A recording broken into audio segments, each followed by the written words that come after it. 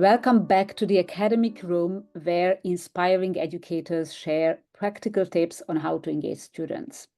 Please subscribe to the channel below the video if you love the content here. And today's content you're guaranteed to love because today we have the absolutely fantastic Dr. Lillian Clark with us. Hello, Lillian, and thank you so much for accepting the invitation. Oh, well, thank you for having me on. Thank you so much.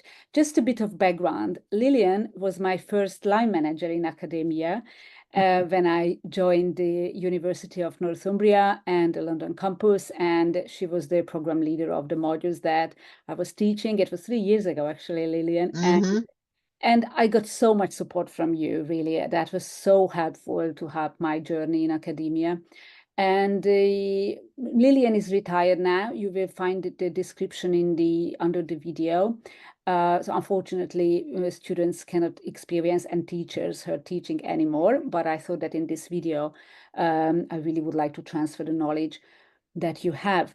And first, I'd like to ask you about the first time I observed your teaching was an induction session, the new cohort, digital marketing cohort. Obviously, it's very overwhelming for the students to start a new university. And in our case, they are also coming to a new country as they are international students. And it was amazing how much you established a warm atmosphere right away. So I'd like to ask you about this. How do you start with, how do you recommend to start with a new cohort? What kind of icebreakers you use? What do you do to also connect the students with each other? That it's not just a bunch of people, but also a community. So please help us with that. Okay, yes, because when students come to induction, you'll get a few who know each other because they've met in housing or whatever, but the rest are looking around, who is this? And yes, you can do the standard introductions, say stand up, they'll stand up and tell everybody who you are. But frankly, I think we're been rather spoiled in that my topic was digital marketing, and it's something I'm passionate about. And it's something that I've tried to hope the students are there because they're passionate as well, as these are mostly master's students. And it's about part of it is trying to tap into that. Part of it is, in the induction, there are certain things we had to cover. Welcome to the university. Here's what you need to know. And I'd always joke at the time that you're going to forget all this. Don't worry, everybody does. But the key thing is to get tapped into that love of digital marketing right away. Why are you here? To start them off on activities, little group activities, even very simple things like, here's a website, get in the group and tell me what you think is good and bad about it. And I'll always try to deliberately come up with really awful examples, etc., to unite them. Yeah.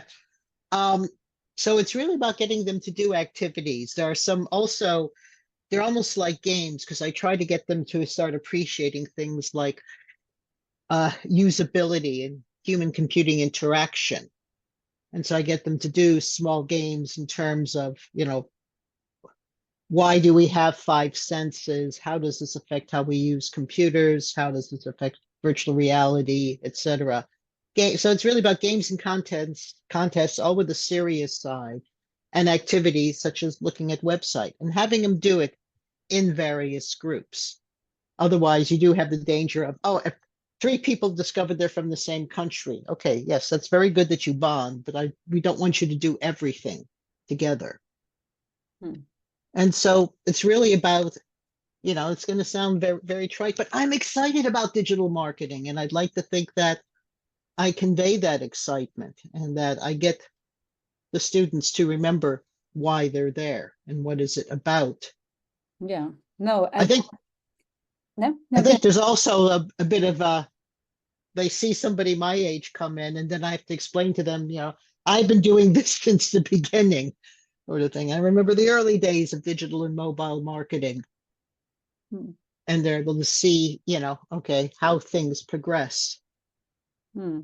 No, and you know what? I don't know if you've ever had actually that remark, why is someone with your age teaching them? I don't really think so, because your teaching is just really so passionate and so update. You keep yourself updated more than many juniors, actually. We will get there. But yeah, thank you for sharing that. Actually, I really loved that game with the hide your or just turn down your mobile phone and try to guess how many applications you have, and then Hmm. you actually made them guess, and that was fascinating. That is a big hit every time, and with your permission, I'm still using it Oh, actually. good. No, I'm glad you are. No, that's really good. Everybody is guessing actually fewer applications that they actually have. Yeah. And obviously, you then translate it to the students and say that as a marketer, what is a message for you? That you Hmm. really have to make Yeah. people not just download the app, but also use it. I really love that. And this leads us to when you introduce a new lecture. I was very fortunate to be involved in when you are delivering a lecture, which can last, in our cases, 2, 3 hours, lecture and seminar together. Keeping Hmm. engaged young students in a room for 2, 3 hours, which also includes inevitably some kind of theory and not just activities. And I really noted that you keep it very dynamic, asking questions and really working together with them. So can you a little bit expand on it with some examples, even if you'd like, how you do that? Well, one thing I was very impressed by early on in my education, yeah, when I came back to education, and I was at a educator seminar, and they were talking about, I think they called it the social media wave. It might have been called the Facebook wave because this was some years ago when younger people were still using Facebook. And with these people studying, who were studying education, were sitting in the back of large lecture halls and observing how after, I think they said on average about 20 minutes, you would start seeing the students in the back pick up their phones and start doing stuff. And you would see, they call it like a wave, it would gradually move forward. And they said it was almost always after about 20 minutes. And that really brings home the argument that no, they're not going to sit there and listen to you yabber on for more than 20 minutes at a go. I mean, I think what happened is, back when I first went to uni, yes, people would do other things. They'd write to themselves, look around, etc. But I don't think even, well, except maybe the most spellbinding lecturer can maintain interest for that long. And therefore, we have to be careful not the size of the group, not to talk and talk and talk and talk. You might think you're being fascinating. You might think you're telling interesting stuff. But if you're not pausing, if you're not resetting, if you're not introducing an activity, the people in the back row are going to start tuning out and eventually the ones in front. So really, and again, luckily in the field of digital marketing, it's very, very easy. Well, at least it is to stop at some point and say, okay, let's look at this particular website. Anyone have any comments on it? And even some of those who have been studiously checking TikTok will look up and say, oh, yeah, I noticed I've never liked that. Now, of course, that works much better in a classroom rather than a lecture hall, but it still can be done. There are still things you can do, show of hands or what have you. I've seen some use of what I'd call more gimmicky activities where people go into an app where there's a large lecture hall and vote on things, etc. I I think there's still some work to go to integrate that smoothly. But again, it's about you can't have anything in really more than a 15, 20-minute block and organizing your activities and lectures accordingly. Mhm. Okay, so that's a very good tips to keep it like 15 minutes and then an activity and then come Yeah, back again yeah. teaching. And what happens then in the seminar? In the seminar, how do you make sure that when you give them an activity, which obviously a little bit practices what was taught at the lecture, that Hmm. everybody is on the same page, everybody is involved? What do you do with students who Okay. are less engaged? Well, this is where you have to work the room. If you're just going to stand there at the front and check your emails while things are going on, that's not going to work. And if you work the room, you may see some people having a discussion, and that doesn't sound like it has anything to do with the lecture topic. And then you suddenly realize, oh no, they're talking about their experiences on another, let's say, digital marketing site, and how, which might be separate from the activity you gave them to look at, but it is relevant. And it's really just a question of working the room. I mean, sometimes, yes, some people are going to tune out because they've gotten an emergency message or what have you. That's okay, as long people will do that. But you have to be able to work the room. But I found the most effective way to do that is in a classroom. If you have 20, 30 people in the groups, you can work accordingly, and not to stay still, not to just hang out at the front or just hang out at the back. If you hang out at the back, I think that's, you feel like, she's spying on me. Yeah. And invariably, there will be somebody who's saying, oh, what do you think of this? Or, well, here's a different sort of website we saw. Mm-hmm. No, that's a really good tip. Thank you very much. And have you had experience with really distracting students when how to keep the discipline when they are too loud, when there are some students who really not just a little bit of non-engaged, but also distracting others? Mm-hmm. Well, again, usually you do have to intervene, and sometimes I have to admit, I get a little sarcastic and say, oh, no, is there a problem? Can I help you? And that would put them on the spot. I found more often than not, to be quite honest, the distracting student had an issue. There was an or what the student deemed to be an emergency, and they were trying to stay in the room, or they couldn't stay in the room and they'd head out again, etc. And at that point, sometimes all you can do is make sure they don't damage the group, because you can usually tell if the rest of the group is being indulgent or the group is thinking, no, this person is not contributing. And sometimes, yes, we've had a couple of instances where because there was group work involved, the group would come to me and complain. And usually it was because the student in question had issues, had problems, and had to be referred elsewhere. Okay. But I guess it's also about that kind of initial bond that you create, that you really know about the students and they really respect you, or there's mutual respect eventually in the room, I think. Yeah, I mean, you hope for that. There is always going to be a couple who and you can don't quite click in, but yeah, absolutely. In terms of assessment, you helped me a lot with that assessment feedback. We want students to have their own work, and we encourage them that it's a master level work, and it's not like they just write whatever we ask them to write. How do you give feedback? I mean, formative feedback in terms of helping the students find their own voice at the same time, but align with the assessment. Okay. Well, if we take an example where most of the feedback, well, first of all, for standard feedback, for regular, what I call regular assessments, I will usually embed in some of the lectures, let's look at the assessment. Let's look at the marking criteria, because that's the one that has everyone all interested. Okay, how am I going to do that? And what sort of things will get you higher marks or lower marks? When it comes to things like a master's dissertation, one thing I found was very, very useful early on, because usually you get students going, I don't know what I want them to do, or they've picked the topic from some list that you can just tell they have no idea what the topic is, they have no enthusiasm, is just ask them, what do they want to do when they finish their master's? And then help guide them into okay, let's start with the premise that your dissertation should help you get a job, and anchor them back that way. And it's surprising how in so many cases that really helps them focus on, oh, this is why I need to read all this literature, what have you.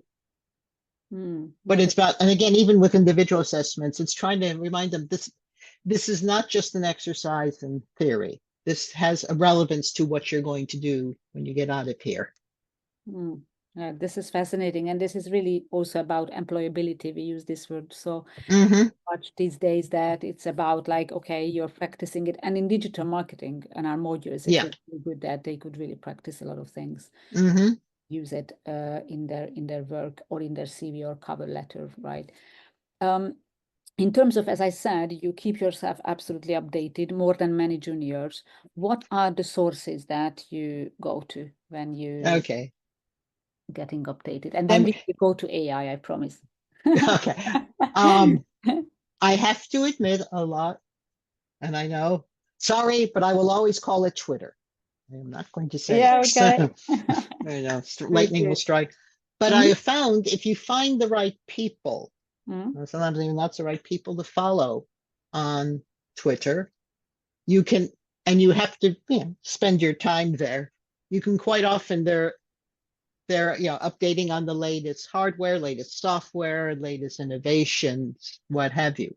There are various newsletters and news groups as well, but I was surprised how of the social media channels, Twitter seems to be Hmm. And still in who are you? still in 2024 still seems to be a good source. If Oh, you quite often, if you make me laugh, I mean, I follow David Pogue, for instance, mhm. because he does a lot of stuff on Apple, and I'm very much an Apple fanatic. But there is a particular, and I used to follow oh gosh, of course.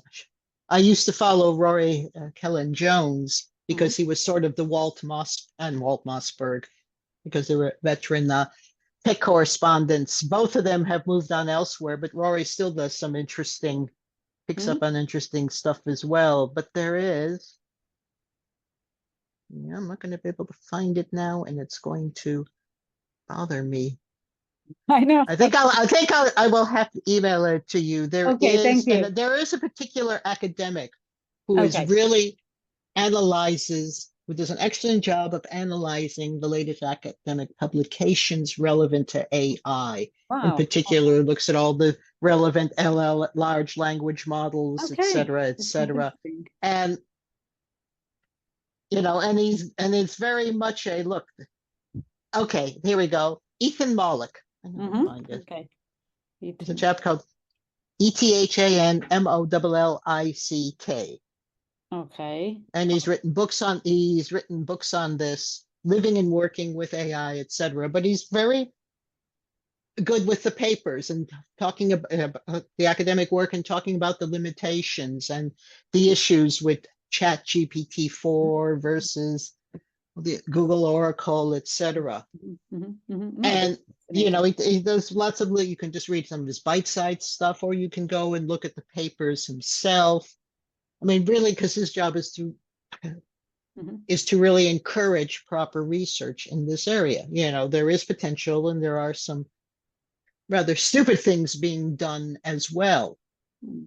Okay. And yeah, so it's keeping up with people like that, e-business, e-marketer as well.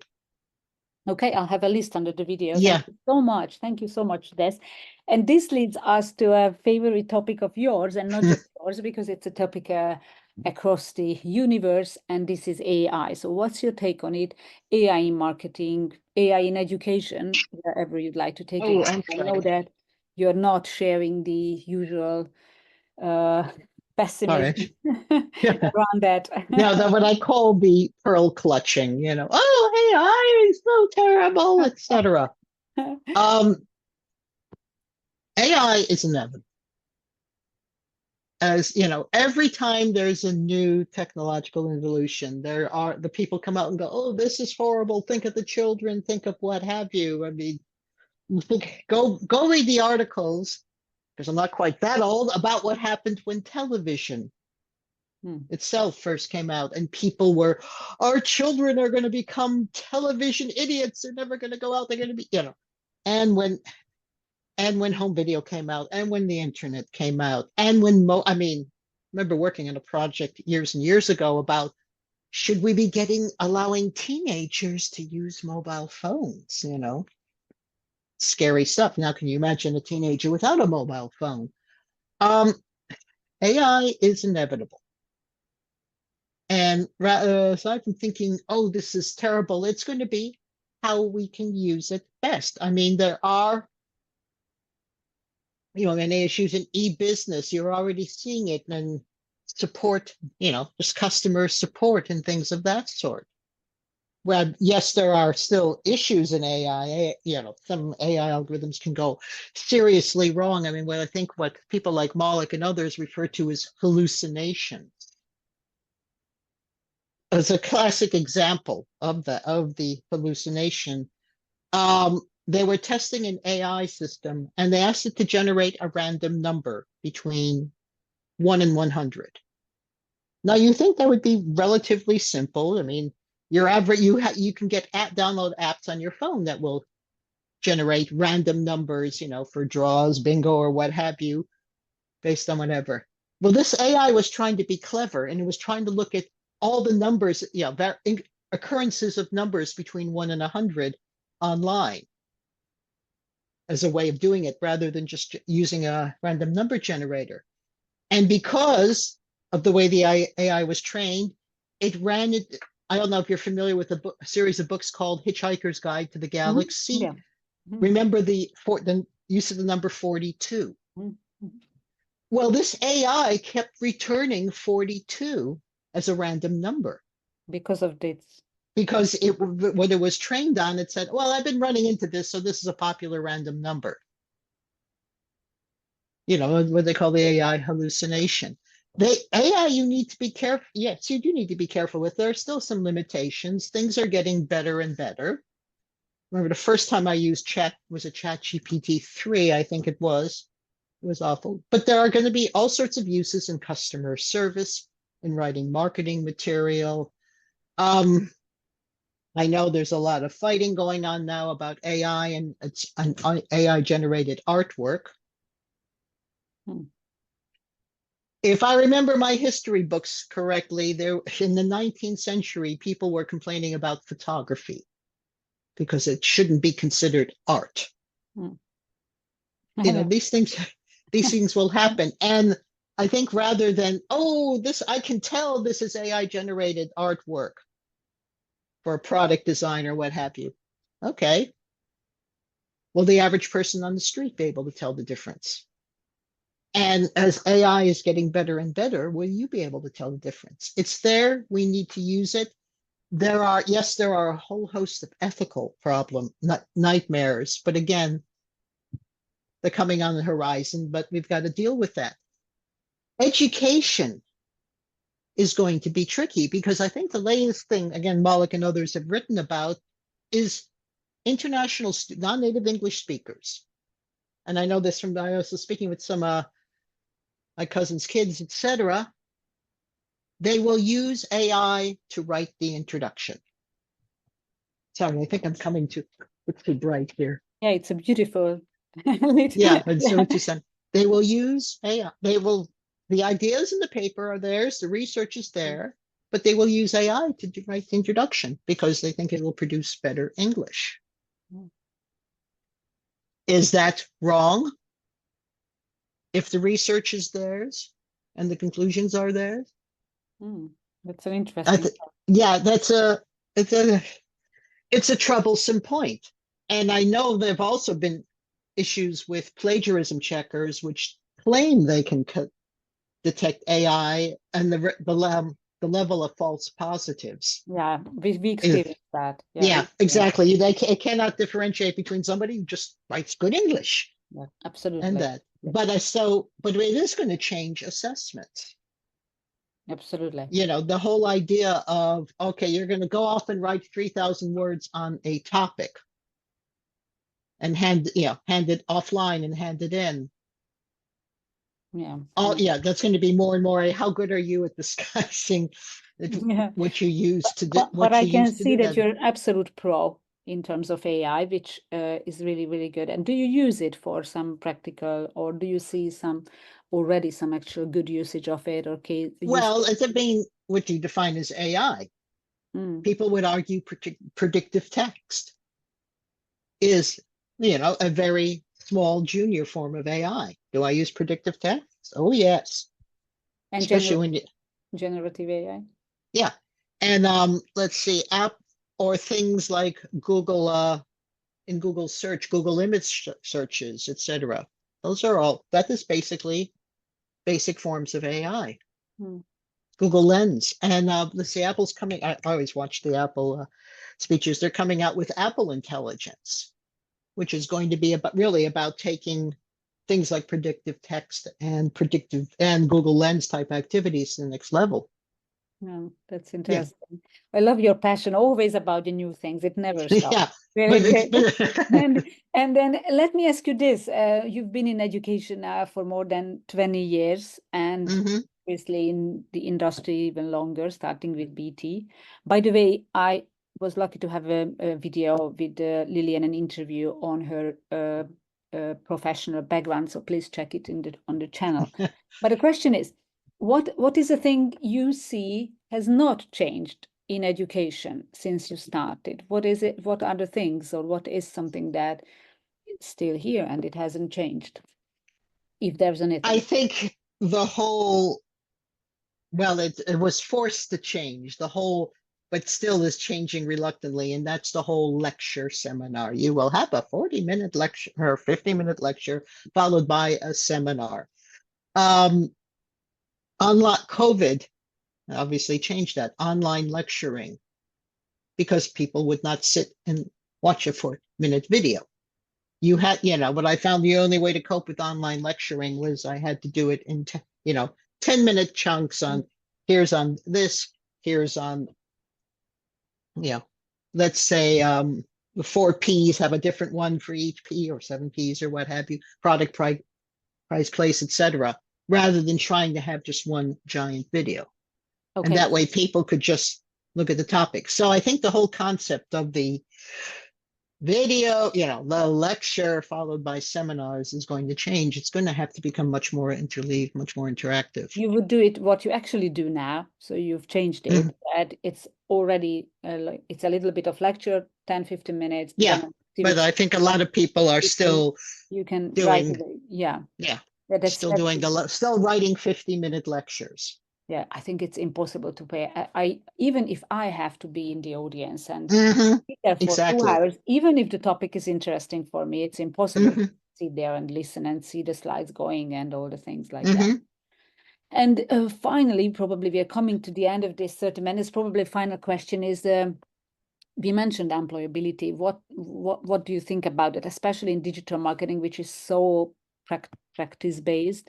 So how can university align with that and help employability of students? Or what did you do to have that? Okay, well, again, as I mentioned earlier, it was planting the seeds when they were starting to think about dissertations. Yeah, that was saying this is your chance to engage with employers. It's also about getting employers interested in working with the universities. Yeah, you'd be surprised how many how many small businesses are out there when you say, "Oh, I've got a batch of students. Would you like them to help you design your new website or something?" And they're like, "Oh, I don't have to pay for this." Yep. Yeah. So it's interning basically. And so the whole idea of interning, working on live projects rather than rather than academic projects. Absolutely. But again, in digital marketing, we're fortunate enough to be in an industry where it isn't that difficult to do. Yeah, absolutely. No, they can do social media, they can go out there, right? No, thank you so much for sharing everything. I was so happy to hear your views on AI as well, and on many other things. Thank you very much, and hope to have you on some guest lectures as well. Okay, well, I can really jump up and down.